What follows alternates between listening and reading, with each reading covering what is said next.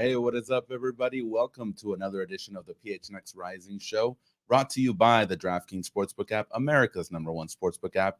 Don't forget to hit that like button and subscribe wherever you get your podcasts, and of course, leave a 5-star review. My name is Ramon Chavez. I'm joined by my good colleague Owen Evans. How you doing, sir? Getting ready for another busy weekend, pretty much. So that's why we're doing this on Wednesday, by the way, because Hmm. apparently there's only one flight a day from Phoenix to Memphis. You like those direct flights, right? No Eh, layovers. I mean, I would prefer to not get stranded at some random place in the middle with the way that things are going. If you guys haven't checked out the PHNX Coyotes, how can I put it? So they were delayed ENIAC? getting into Denver. Can I say an Then ENIAC? they had an emergency landing because the air pressurization failed That's in always fun. Minneapolis, where they Mhm. just kind of got dumped and left to their own devices. And then had multiple delays on the replacement flight today, Mhm. and now they're finally there apparently. So Finally, that was amusing to follow along with that drama. that Thankfully, fun for well, us, I not fun for Craig and Leia and everybody else involved in that. So, if you haven't, make sure to check it out on their accounts because it got pretty crazy. But I'm happy they're safe and can get a safe flight as well and timely flight return back because that was not fun to see. But anyway, Owen, we have a great show for everybody today. Thank you so much for joining us on a Wednesday. Like you're saying, we typically uh, show up on Thursdays, but today we're doing it on a Wednesday. We have a great show for you. We're going to be talking about, of course, the game on Saturday, previewing a little bit of the game against Memphis 901. We're going to give you some predictions, and also we're going to be previewing some of the action that's happening this weekend and talk about the games that are currently happening right now in USL. All right, Owen. So let's go ahead and get started. Rising is coming off the 2-2 tie last Saturday against Orange County. Last minute goal by Richmond Antwi that was able to secure the 1 point, a valuable point for Rising. And from there, they're going to move on to facing one of the best teams in the Eastern Conference of the USL Championship in Memphis 901. They're currently 11-4-2, 35 points, goal difference of plus 16. And again, they're second in the Eastern Conference. So tell me about Memphis. They've only been around the league for a few years now, and this is the best they've looked their entire tenure. So tell me a little bit about Memphis and how you're feeling about them. sure. So they are second in the Eastern Conference at the moment, which it's a little bit concerning when you look at the form that Rising's been on. The fact that not only are Memphis in second, but the next game for Rising is Louisville, who are currently first in the Eastern Conference, also an away game. So Mhm. really, things are looking like they're on the up. So the question there, Tim Howard in goal still? No, Tim Howard isn't in goal. We'll get on to some of the players later, but let's talk a little bit about their system first. They're a 4-2-3-1. They use a lot of that wing play. They look to kind of pack themselves back a little bit. They drop into a block when they're defending. In terms of going the other way, then you do see sometimes those quick counters. They'll look to utilize pace out wide Mhm. when they're launching those counter attacks. And that's not necessarily the best thing to see when you're Rising, because what's one of the things that we frequently see? Rising struggle with pace down the wings because Mhm. the nature of their system, they sometimes overcommit. Those fullbacks will overcommit, especially if Rising are struggling to play through a block. They're going to overcommit, and then you're going to see gaps opening up. And that's definitely a concern. They're not a side that possess the ball a huge amount. Mhm. They're 48% possession, so they're not a team that you're going to expect to totally dictate the tempo. Those counterattacks are generally the more lethal part of it. And something else that you'll see is that their conversion rate is a lot better than Rising's. Okay, Rising are down at 13% conversion rate. Memphis are a lot higher up that table. They're joint third in the league at 19%. So that's something that's just a wasteful Rising, not so wasteful Memphis. Yeah. Yeah, their defense as well really impressed me. Only 16 goals allowed this season, basically zero point 0.9 goals allowed per game. Good enough for fifth in the league. So that block that you're talking about works really well. And alongside with that, they also have 6 clean sheets. So the way that you're describing Memphis and the way the stats are looking, this sounds like a really bad matchup for Phoenix on Saturday. Well, right now, the way that Rising are playing, anything's a bad matchup for Phoenix on Mm. Saturday. But yes, it's something that I think when you really want opportunities here to to be able to really take the game to teams to try and get back on track, especially since Rising are now scoring a little bit more than they were previously. They had that little bit of a struggle where the goals just didn't seem to be coming. Now they do seem to be coming. It's just that they're conceding a lot as well. And you kind of want to be able to make the most of the fact that they're starting to click a little bit more on the attack than they were previously. But these games aren't really going to be games that you're going to see Rising probably get the best out of, as you mentioned there. Yeah. Memphis are conceding less than a goal a game at the moment. So it's a concern. Now, if we want to move on to players in particular, before we really get into some of the people to watch, let's talk about someone that we won't watch, at least. And that's Lucas Turkey for a start. He's suspended for one match. He was sent off last weekend against Tampa Bay Rowdies, 2 questionable offenses. Not too huge a miss for them as a midfielder. He's only made 8 appearances this year, and his first start only came a little bit under a month ago. So while he has been pretty consistently in the starting lineup since then, not necessarily the biggest one. They were winning a lot of games before he came in. So yeah. Another big name that actually there's a couple of Rising connections. If you want to talk about the players now, Owen, of course we have David Egbo that was mentioned here in the comments. 8 matches and 1 goal so far in the season. He did play for Rising last season, and you were covering the team back then. So what do you have to say about David Egbo and how dangerous he can be for Memphis this time around? I think that the problem that David had last year is the fact that while he started the season off well, kind of built up expectation, Rufat Dadashev's departure came at a time where the team was starting to slow down. And David Egbo kind of bore the brunt of that. He really struggled because he wasn't necessarily getting as much the service that he deserved. He himself was going through a little bit of a rough patch. And the problem was it didn't appear that there was a viable alternative to him in the squad until the arrival of Darren Mattocks. But because Rising were doing quite badly over that period of time, people started to turn on David a little bit there. And it was annoying. You could tell that his confidence was hitting rock bottom, right? And unfortunately, it was matched by the fact there wasn't as much confidence in him from other people. It's almost a shame because he's a young player. That was his first professional season. And when you have a player like that and you can tell their confidence is starting to drop, you really want to replace them. Now, John Baquero later in the season had the start. Well, he started a couple of games, I believe, up top. And so it's a bit of a question mark as to why John Baquero couldn't have been utilized in that kind of a role when Egbo was clearly struggling and could have just done with, taking a bit of a breather, not feeling like the weight of everything was on his shoulders and just being able to step back for a second and try and, regain some composure. But that wasn't what happened. In the end, Egbo did get 1 more goal that season late on and then left, his loan coming to an end. He's now over at Memphis and he's been a big reserve guy really for them, just off the bench. He's not made a start, I don't believe, this season. He hasn't played for more than around about 30 minutes in a game. So it's dripping minutes throughout all of that time, but he did pick up the 1 goal, as you mentioned, in a 5-0 win against LA Galaxy 2 back in May. And he's not the only Rising connection on there. I know you mentioned there's someone who's doing a lot better in that Memphis squad this season, and that's Jeremy Kelly. Now, for those of you who remember Jeremy Kelly, he was briefly on loan with Rising at the start of last season, mostly playing out of a defensive midfield kind of position when he was with Rising. That's really nothing like what Memphis have got him doing right now. He's playing on the wing for Memphis. And that's the thing that I found curious as well, because there was an interview I was reading when researching him that even he was surprised. I'm like, well, when he was in Colorado, he was being used as the left back, if I'm correct. And then he was moved up the field and really high up this year as well. So, and it may be his true position because he's, obviously got the USL Player of the Month for May, 6 assists this campaign, 4 goals along with that. So, maybe he found his true calling. Yeah, I mean, I don't want to be the guy who says yet again about players and not being played in their typical positions when they come to Phoenix Rising.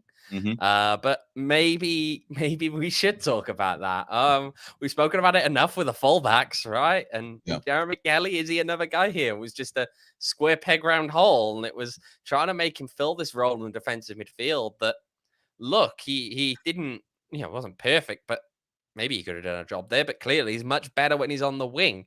He's really doing a lot for them out there, as you mentioned. 4 goals, 6 assists, 17 appearances this year. So he's averaging a goal or assist more than every other game. Yeah. So I personally am, and he's a worry. He is quite involved in their attack when they look out that way, and the way that he plays with the fullbacks coming up and pushing up as well. I think that he's someone who really you got to watch out for and could get a goal in this game. Worth noting, of course, though, we didn't mention why he was recalled by Colorado Rapids last year. It wasn't like he just kind of dropped off the radar totally. He only made 5 appearances for Rising, picking up 1 assist last year. So yeah, he's having a much better year. And that begs the question, Owen, just given how his form is this year and how he's playing. Once Colorado declined his option to pick him up for another year, why did Rising come calling? Do you know if there was any interest in bringing him back? I don't have any information on that one, unfortunately. But look, all I have to say is if he was attempted to play in defensive midfield again, I fear that he would not be the player that he is being this season, which he's clearly proving that he can do a very good job at this level. Yeah, for sure.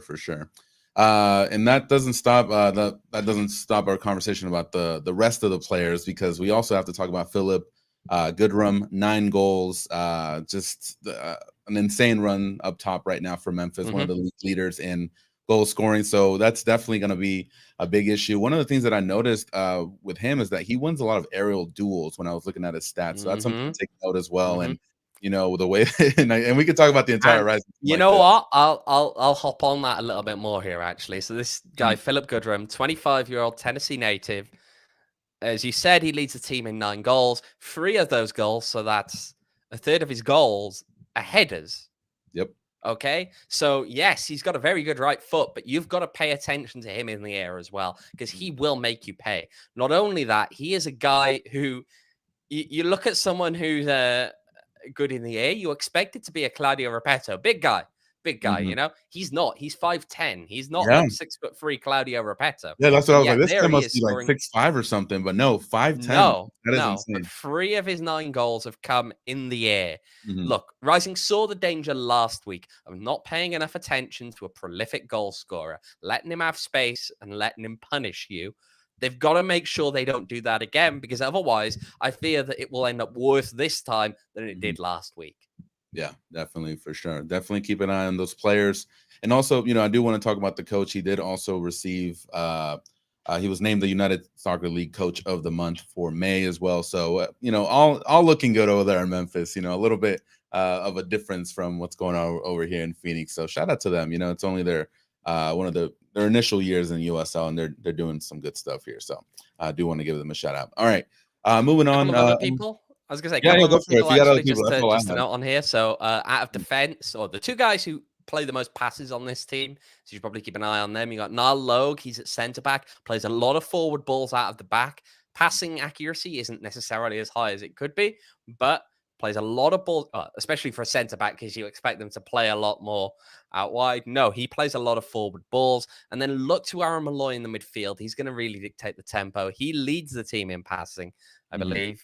He's got an 86% passing accuracy. He also leads that team in chances created. And he's got 4 goals and 4 assists as well. So pretty dangerous. A lot of weapons. And don't forget the goalkeeper as well, Trey Muse.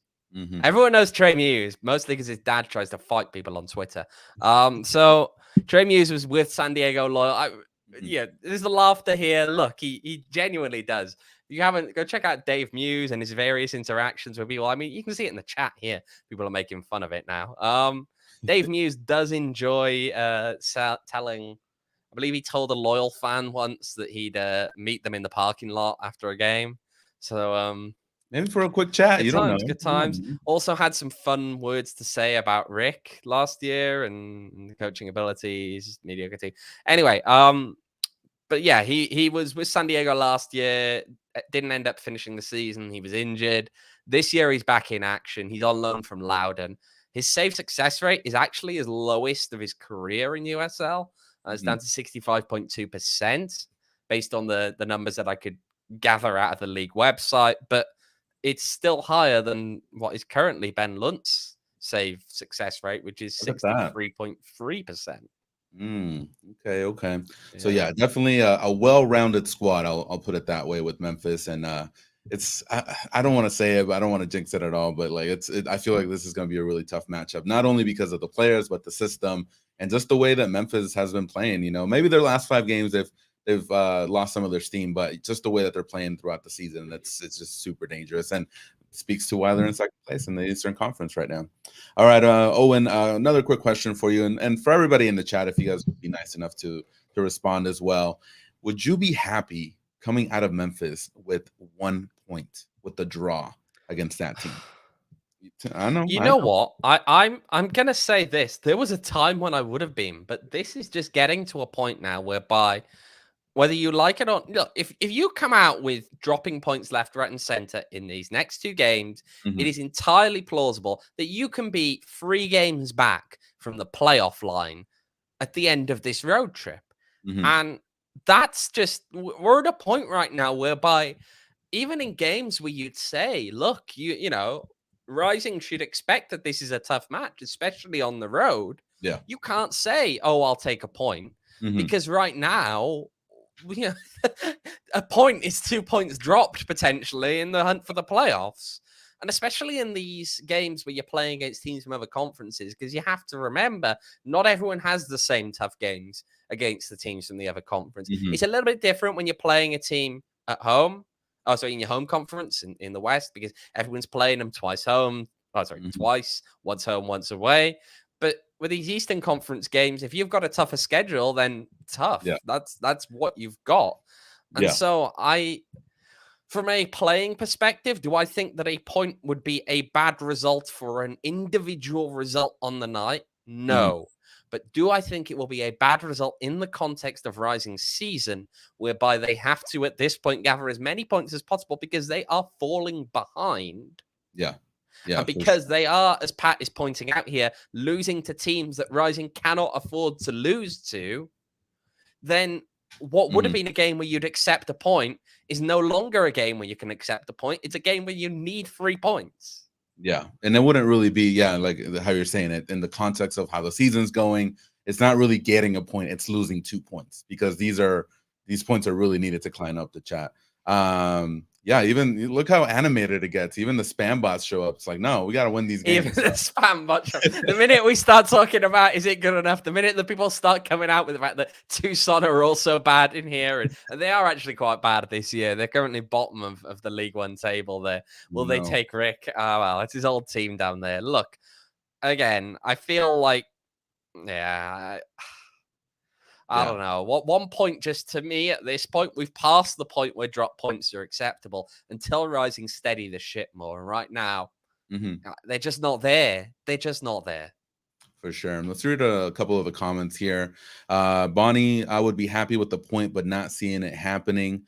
Peyton, happy with it. Yes, it's a change in direction with the long road trip to a good team, but that's absolutely does not take the fire out from underneath Shanta's seat. So yeah, and the reason I'm asking that is because if you were to ask me, hey, we're gonna come out with 2 points against Memphis and Louisville, right? If you present to me that scenario, I'm like, okay, that's okay. You know, it's not great. It's not what we want, obviously. But if you tell me that they go against 2 of the toughest teams in the league, given how they're playing right now, and they get those points, I'd be okay with it. That's why I asked that question, and I wanted to see what everybody else had to say, because it hasn't been looking good, and hopefully they're able to get a result. Imagine if they get a victory at one of those places, right? In Memphis, or at Louisville. I think that could be the start of something. I'm not crossing the team off yet. I feel like that could maybe light something under their bellies, and it could just lead to bigger things. So what do you think about that? Well, here's what I'll say. 4 points. 4 points out of 6, I will accept is a good one. And Damon coming in as well, pretty much the exact thing That's what I just said. I'll take 4 points out of 6. So if you draw that first game, go and win the second one. No excuses, right? And they're tough games, really tough games. But Rising can't afford to not get 4 points out of 6 right now. Yeah, no, for sure. Moving on, Owen. I know this week's a little wonky because of the press conference moving on to move to Thursday, so we don't have a lot of updates. But what are you feeling with the lineup? Are you feeling like we're gonna get to see a little bit more of Antwi? Are we done with the clerical errors? Like, what's gonna happen with the lineup this weekend? I'll say it again. So if it catches anyone by surprise in tomorrow's press conference, it's your loss here. But that's my first question. Have you actually registered Luis for this game? Have they remembered this time? Have they? It's 24. It's more than 24 hours. You can still do it. So yeah, it's 48, I believe. 48. So they do have to do it tomorrow. Okay. They've got to do it tomorrow. But I don't know. I feel as though, bearing in mind that what Rick said, and I'm not sure whether he'll stick by this again or not, because it feels like every week we get a slightly different response out of him. And it's partly because I feel like at the moment we're still in that phase of just chucking everything at the wall and seeing what sticks. And right now, nothing is really sticking. So I feel as though everything is still kind of up for grabs. They may well come out in the exact same kind of system we saw last week, because, again, that's what Rick said. He was going to stop, as he put it, protecting the players by changing the system, and instead was going to effectively demand that they perform the system well. I am intrigued to see how that one goes, especially against Memphis, who, as we've said, are a team that are very good at catching you on the counter out wide on those wings. So I don't know. I really don't know what we're going to see. Hopefully Luis in the match day 18 at least. I'd hope so, because we all know what kind of quality he can bring and what kind of leadership he can bring. So I would hope that he's making the trip to Memphis. Personally, I may find that out tomorrow. Let us know. We'll see. See what happens. Peyton here with the good comment here. They might need the reminder. So if you reminder, they say it's a morning press conference. I'll just give the little nudge. There you go. There you go. Come on. McVee, do you think Rick watches these? Good question. I don't think so. Right? I know a couple. I don't know. Maybe. I don't know. We'll see. Maybe he just catches us on Twitter. And you can also catch us on Twitters at PHNX__rising. Owen will get you all the updates from tomorrow's press conference, let you know what's going on. We just flipped around on the screen. I think our producer's he's flipping out too. So I'm just kidding. But yeah, if you guys want to follow us, make sure to do so again at PHNX__rising for all the updates. Wait, why is Owen on the left? Why is Owen on the right? What you did. Now I'm just getting confused. We'll stop talking about directions.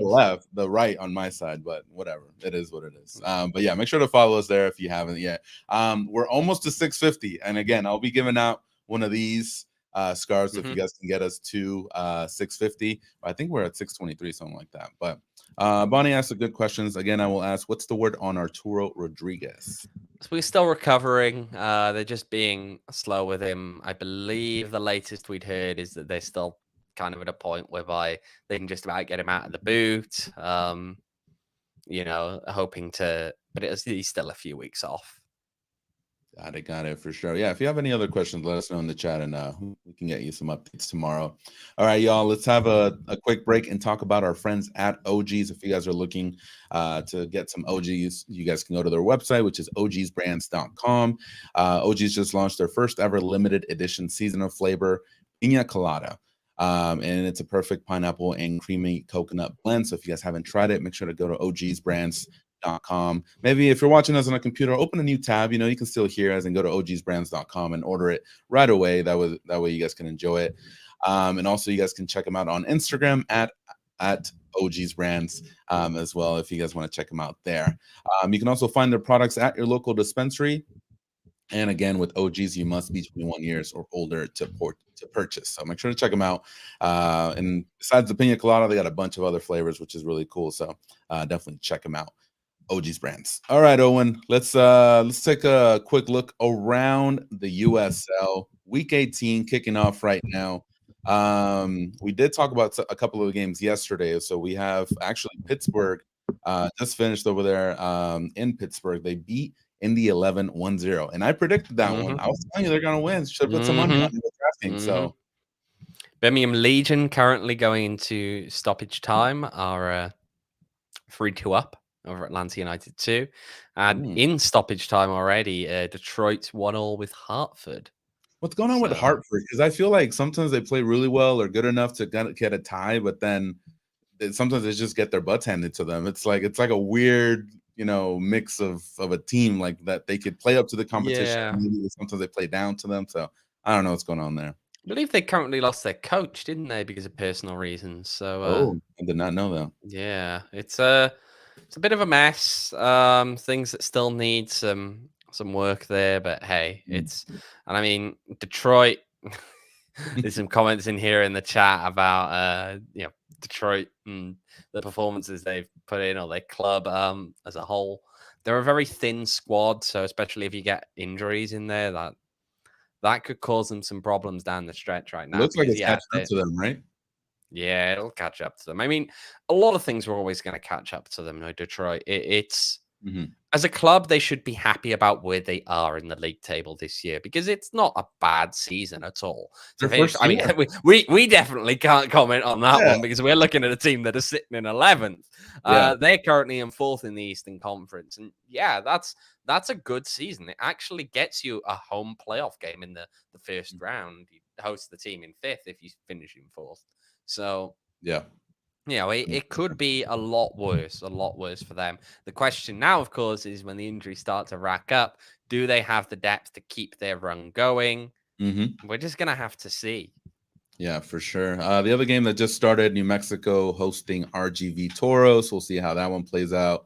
Want to keep an eye out on that New Mexico result, because they are ahead of Rising. So it might have some implications for them further down the line. So moving on to Saturday, Owen, any other games this weekend that kind of catch your eyes? I'm looking at this El Paso, Colorado game, but is there any other ones that are catching your eye? Let's have a look here. What do we have? I think Pittsburgh against Miami FC is an interesting game in terms of two teams that kind of came into the season with a good amount of expectation and haven't quite lived up to it. Started off all right, not quite progressed in that way. Both of them are in the playoffs at the moment, but the lower reaches of the playoffs, if they want to show that they really mean business this year, look to them to try and get a result on Saturday, because that game in Pittsburgh, realistically, Pittsburgh should be winning it. They should be winning that game if they want to carve out some serious credentials for themselves. Besides that, Indy 11 hosting Detroit City. We've mentioned Detroit here already, and we mentioned Indy as well. Both teams playing today, but those teams that meet a lot and met a lot in preseason in past years, actually not too far apart. And when you look at it from the perspective again of Detroit, who are trying to show that they can, keep themselves in the mix for the top half of the playoffs. You've got Indy, who are looking to crack the playoffs. Again, the home team there, a team that have got to realistically get a result in a game like this. The away team looking to carve out their credentials there. Anyone else? Let's have a look. Well, I just noticed that New Mexico will play RGV again this weekend. So 2 back-to-back home games against RGV. I don't know if you see the same thing. Yeah, I'm looking at the exact same thing, and that is confusing. I know they had to rearrange one of their games against RGV. New Mexico catching all these breaks. Look at them. It's amazing how you can always rearrange. Oh, no, it is. Yeah, the header of their website literally has New Mexico against RGV, get tickets for both. They are playing them back-to-back at home. Oh, my That's goodness. weird. Yeah. That's weird. I don't like that. That's weird. Yeah. Then besides that, El Paso, Colorado Springs, yes, big game, especially for Colorado Springs, who have been struggling a little bit as of late. Yeah, they got to get a result. And the other one there, it's the Northern California derby, Sacramento, Oakland. Yeah, that one should be fun as well. And I think those are the ones to kind of keep an eye out. They're not super hot, far ahead from Rising, so it's always good to just keep an eye on those games as well and see how they're doing as well. Orange County against Monterey Bay, the bottom of the Western Conference, as far as those are concerned. We shouldn't laugh. We shouldn't laugh I'm not about that laughing one because of because that. I'm just saying, Orange County are 4 points behind Rising. If they win in Monterey Bay and Rising lose to Memphis, Rising will be 1 point ahead of 12th place in the conference. Knowing that Orange County will also be, yes, they will be playing at home to Miami FC before Rising take the field again. So that could mean that by the time Rising take the field in Louisville, they could be down to second from last. That is true. That's another game to keep an eye out. Fire Shantz account, keeping up with the theme. Do you both think Rick will be fired with Luz and Memphis and Lou City? I don't think Rick is getting fired this season at all, honestly. But see, that to me is ambition at that point. Like, do you have none? Are you too busy playing around with this? Like, what are you going to do? You're too busy out trying to bring people in for MLS stuff, and you're going to bring them in, and great, their first impression can be the fans chanting they want the head coach and the general manager to be fired. Like, look, it's... I don't know if he'll be fired if they lose Memphis and lose City. I do know that, quite frankly, where the way that the team is going at the moment is very negative. I feel as though you can call me Nostradamus if you want, but it was an incredibly easy thing to notice, which was that a few games ago, it was obvious that Rising fans, if things didn't turn around, that negative energy was going to enter the stadium. And it has. It entered the stadium. We heard it after the end of the last game. And if you think you can put that back in the bottle, I think that you're delusional. That doesn't go back in the bottle. It's very, very hard to put that back in the bottle. And so you can't just kind of, tick through the rest of the season and just think, oh, it's okay, get a couple of points here, a couple of points there, scrape into the playoffs, that'll be okay. No, a lot of the damage is done. A lot of the damage is done at this point. Ramon, you have no emotion according to the chat here, but that's... Look, I'm worried right now because, again, the damage is done, okay? A good chunk of fans really, when it gets to the point where you're chanting for them to go at a game, it's very hard to win those people back, and it really takes something impressive to do so. And I feel as though if ownership aren't going to, just come out and support them with your chest. If you want that, do it. Don't stay silent. Don't go hiding away and think you can talk to individual fans. Go out and say it with your chest, okay? Yeah. Tell people that you back him. Give him that vote of confidence. Because if you... I don't really like to make statements either, so I don't know. Yeah, but that's the point, right? What are you just going to do? Stay silent the whole time? Because all it's doing is breeding resentment. And I'm seeing that resentment start to turn against the ownership as well in this. We see it in our chat. We see it in social media, okay? That's just reality.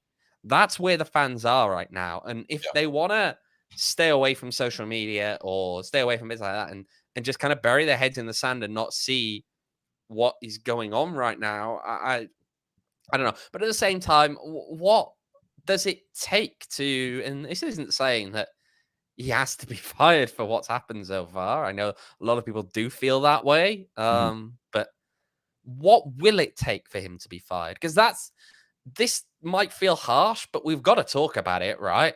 There was a very serious incident a few years ago that happened, and that wasn't enough to fire him. There's a very bad string of results right now, and there's no indication that there's any real belief from the board that anything... I just don't understand, right? Is this just some job for life for him? Like, let's be real here. There's got to be an element of pressure, and it doesn't feel as though anyone is acknowledging that. Anyone from the club is willing to acknowledge that fact, okay? Look, he should be, fighting for his job right now, and we should see that kind of passion and that kind of desire week in, week out. And I feel that we're not, just because there's a level of complacency. And now that complacency set in, how do you get past that? I don't know, because people will then come out and say the players aren't good enough. You got to blame the players as well. Who assembles the roster? Who picks the team? Who schedules training? All of that ultimately comes back to Rick. I don't know. I understand your point of view, but the way that he was embracing the owners that were on the field there on Saturday, it doesn't look like the ownership group is too worried about what's going on, at least from what I saw on the field. This is, again, just my opinion. Now, if you want to talk about if you get rid of Rick Shantz, John Morrissey did actually, write something about who could be a possible replacement for him on his website, usltactics.com, if you guys want to check it out. And I'll give you the two names that he put down, Owen. He said that he would be comfortable with Ian Russell. Ian Russell is a name that I've thrown out in the past. And yes, Ian Russell, he was head coach at Reno 1868, had a very good kind of setup there with a team that was a kind of somewhat hybrid reserve team. Speaking of Reno 1868, shout out to Max Simpson, our ads guy who used to work for Reno. And at the moment, Ian is, I believe he's an assistant coach at Toronto, correct? Yep, exactly. Yeah, but he's a name that I've definitely heard fans throw out as someone that they'd accept. There's an element of expectation of you bringing someone from a USL background that they're a successful USL background, and I think that he would fit that bill. Have you got another name there, as you said, to throw? Yeah, just before we move on from Ian, he says Russell's Reno sides were highly successful, second in the West in 2019, first in 2020, and highly possessive with 53% in 19 and 57% in 2020. So, it kind of gives you an idea of how he would be playing as well. The other one that he has is a former assistant, Blair Gavin, who I believe is in Columbus Crew right now. So he suggested him as well. And he was an assistant under Shantz from 2018 to 2020. So some of the most successful seasons, he was here for Rising. So what do you think about that name? I know that he'd be a popular get. I'm not sure if it's a realistic move, but I do know that he'd be a popular get, a former player, a former assistant coach here, and a local as well, right? He's from the Valley. He retired relatively early in his career because he decided that coaching was the path he wanted to go to. He is a very much an up and coming young coach, and seeing him as the head coach would be exciting. Obviously, not the circumstances you'd ideally like to see it in. But of course, I don't think there's anyone here who would say that the idea of having a local young coach leading this team wouldn't be exciting. I just I feel as though there are elements at play in that one that would make it less likely to happen. I don't know. He's Columbus Crew. He's a young guy. He's in the MLS already, so it's. If you're looking at it, from one perspective, it's like, do you really want to go back, to USL? Not that USL is not a great league or anything like that, but it's just like, if you're in his position with his age, you kind of want to stick around in Columbus and see what's going on there. So, but, two options there. And again, thank you to John Morrissey for this write-up. And again, you guys can check him out at usltactics.com.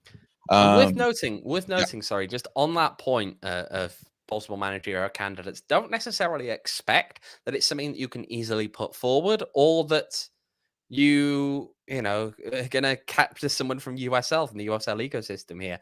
Frank Yallop didn't really, he was an MLS coach when he first made the drop down to Arizona United. Patrice Carteron came out of nowhere. Who on earth was going to link Patrice Carteron to that job before it happened?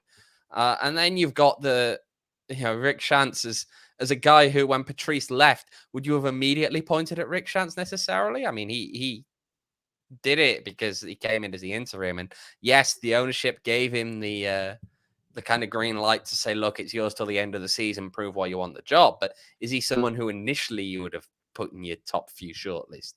If you're looking from the outside, possibly not. So again, there's often at times when you get into these discussions about coaches, talk of who is it going to be then, and the idea that you have that all worked out. But sometimes you just don't have to have that all worked out, because options do present themselves. People are willing to move. Sometimes people are willing to move overseas for job opportunities and different ways of advancing, or even just to move to a different country and experience a different kind of football, different kind of lifestyle. It happens. So just look, there's a big pool of people who, in theory, you could draw someone from. So don't limit yourselves just to guys in USL. Yeah, no, and I think there'd be a big amount of people that would maybe step forward and say, hey, position's open. I've seen what this team can do. Let me give it a shot. So you never know. You never know what can happen with that. All right, Owen, let's take a quick break and talk about our other friends at DraftKings. There's a big game. Speaking of MLS, I know we maybe don't want to talk about it too much here, but there's a big El Tráfico game Don't give me that look. There's a What are we big talking about MLS for? No. It's a fun league. You know, they're bringing in like people like Bale and stuff Fun like league? that. No. Let me get through my ad read. But yeah, El Tráfico No. on Friday. It's LAFC will be hosting LA Galaxy. If you guys look at that, I got the DraftKings odds for you right now. So if you guys want to make some money, you guys can actually bet on LA Galaxy and LAFC on the DraftKings Sportsbook app. LAFC is -130 right now on the odds. A draw is +290. And a W for LA Galaxy is +295. So if you guys want to make some money, I feel like it's going to end up as a draw. But, you know, you never know what can happen in these crazy El Tráfico games. So if you guys haven't yet, make sure to download the DraftKings Sportsbook app. Today, you guys can use promo code PHNX, make your first deposit, and get a risk-free bet up to $1,000, a whole stack. That's promo code PHNX only at DraftKings Sportsbook. Minimum age and eligibility restrictions apply. See show notes for details. Oh man, well, that's a big no risk bet. That's a big one. Yeah, that is a big one. Up to 1,000, you get that money back as well. So, yeah, Owen, a lot of crazy stuff going on this week. Anything else you want to talk about? Anything else we want to talk about? You tell me. Maybe there is a lot of crazy stuff going on this week. I don't know. See, now you put me on the spot. I'm not sure what to point to. Yeah, I thought this was going to be pretty bad because I gave you free reign to talk about what you wanted to talk about. So, should we talk about how the Evil Empires Reserve League is implementing some very strange rules that have been tweeted out and put out there? No, legally I cannot. But yeah. But yeah, no, I mean, that kind of wraps it up for me. Again, this is a short week and we don't really have a lot of updates from the press conference to give us more material. But yeah, Owen, you're going to be heading over to Graceland, I assume, right? You know, we'll be in Memphis, so yeah, it's going to be humid apparently, which I don't know how to deal with something that is going to be humid but also very hot as well. So let's have a look. Let's look at that forecast. So I got it up Friday, right now. which is my first day there. It's going to hit up to 102, but again, it's just more humid there. It's saying that on Saturday there's a chance of thunderstorms, rain, 40%, yeah, and then the humidity is going to be 53%. That is terrible. Don't. Yeah, see, and that's the thing. It's going to be like upper 90s, lower hundreds, and it's going to be over 50% humidity, and I am going to be drowning, and it's going to be awful. So when you see me on Saturday and I look like I am absolutely dripping, it's probably because I am. You got to listen to Damon here. Look at him. He says we might have to ditch the dress shirts. You're gonna be. No, I'm gonna say. You know what? Actually, we got some random questions in here. Should we take these quickly? Yeah, let's do it. Right. So, will Wales make it out of its group? I don't know. Let's go on that first game. That first game is going to be the big one. In terms of Wales against the US, I think that's going to decide who out of those two teams will qualify. And I feel like the most likely one is England. England. But England's going to be that easy though. Like. They're gonna have a good time like against these two teams. I don't know. I feel like they'll finish in the top two. Now it's a World Cup, and England also bottle it a lot of the time, so it's highly possible they don't. But I feel like the safe bet is saying that it's going to be the US or Wales, and then and England alongside them. But ultimately, hey, if it's the US and Wales, or ultimately anyone in Wales, I don't personally care. So I'll take it. But other questions here. We got some random ones in here. What predicted lineup for Saturday? Oh, we had to really specifically pin down the lineup. Just give us the starting three, the front three. Front three. Oh, I don't think Antwi starts because he's not fit enough. No, I don't think so. Although who knows? Who knows at the moment? I'd go with Santi, Hurst. I have a bad feeling, or maybe a good feeling, that John is going to start. Would you call me crazy if that happens? Like, I have like this feeling that Rick is going to start him on Saturday. Does my stare into the camera give my feelings away? I don't know. I'm not ready for this. Yeah. I mean, sure, maybe. Give him 60 minutes. See what happens. Score prediction for Saturday. There's one. Score prediction for Saturday. 3-1 to Memphis. I'm going 3-1 Memphis. What? 1-0 Rising. It's going to be a grimy game. You're doing those OGs, are you, Ramon? You're doing the OGs. No, I'm a believer. Okay. There's still time to turn the season around. 1-0. And there was one question I had. I noticed this miles ago back in the chat, and I forgot to mention it, but from Trey in here. What are the chances of rising in the MLS at any point, especially with this season? Well, especially with this season, to me, doesn't mean anything because MLS doesn't care how successful you are. They care about the size of your checkbook. But I don't know. I feel as though there is just a lot to think about in terms of realistically, the current owners probably can't take this team into MLS. They would need to find a way of selling. Need to find someone to pick up the slack on that, and someone You're telling with me a much Diplo bigger is not able checkbook. to get this team to the MLS? You're telling me I'm telling you Diplo? who? Sorry, Diplo. Yeah. Diplo. No. No. Come on. I don't know. I think this team needs something like Indy. Like if they what's going to happen in Tempe, where they're going to build this kind of stadium or whatever they're going to do there, and build like a shopping area around there. I feel like the team. We might see a move coming very soon. That's what I'm saying. Like if they want to be taken seriously, for MLS and anytime in the future, that's how it has to be. They need to sell these people on this like huge like commercial real estate thing with apartments and shops and hey, there's an arena right there as well. So if they can do that, and pay the franchise fee, I think that's the way to do it. So. I see that Pat Moses has rendered his verdict on Lamin Jaune with skying the ball from 6 yards out does rate highly with Rick. I feel like that's burning two people right there. See, Bonnie agrees with me. Okay, Ramon, if Phoenix Rising wins, I will buy you a beer. Thank you, Bonnie. I appreciate it. There's a lot of other people here saying 2-0 Memphis, 3-1 Memphis, draw 1-1. That to me is a positive. Very positive. Producer to screenshot all of these. I'm gonna throw them back in your face when we do. You're gonna throw them back in my face? Yeah, I'm gonna call out people like you didn't believe in Rising. They got the victory. Look at you, and then Bonnie will get me the beer. So I'll show y'all. So what you're telling me is I've got to go now and just cut this bit up so that when Rising lose on Saturday, I can play it back to you. It actually makes you look bad because you're not a believer. Because I'm not a believer at this point. What have they given us to believe so far this last couple of months? I've not been listening to what you've been saying the past few months. But yeah. I feel like I've just been saying, "What on earth is this?" for about 2 months now. Okay. Oh man. Look at that. Look at Fire Shantz. 3-0 Memphis and an Egbo goal in front of Rick. Oh, Egbo and Jeremy Kelly to score. That's what I was really It's a shame we can't get goal scorer odds on. So DraftKings unfortunately does not offer goal scorer odds on the app for USL games. If they did, I feel like putting money on a both Egbo and Kelly to score would be a. I really thought it was going to happen against the Orange County game where Gutierrez was going to score and just run by the coaching area there. So yeah. Anyway, Owen, to wrap it up, Scott is positive. Sorry, they're 2-1 Rising. Good Scott, appreciate you.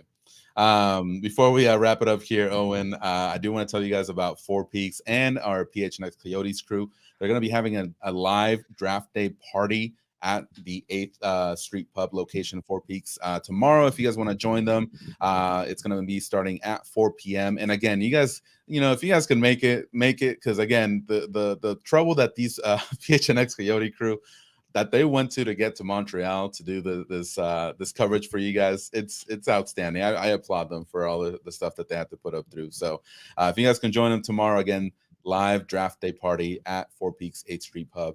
And again, it's starting at 4 p.m. And just a little heads up, you must be 21 years or older to enjoy Four Peaks, and make sure to enjoy it responsibly.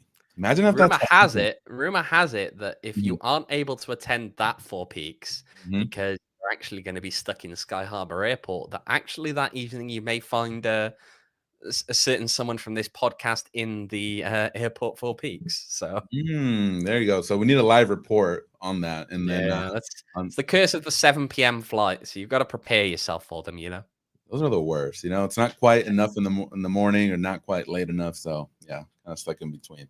All right, Owen. Well, I hope you have a great flight tomorrow. You hopefully don't run into the issues that the PHNX Coyotes crew ran into yesterday. I had that a couple of weeks ago. Let's not repeat it. I had the diversion. I had the cancellation.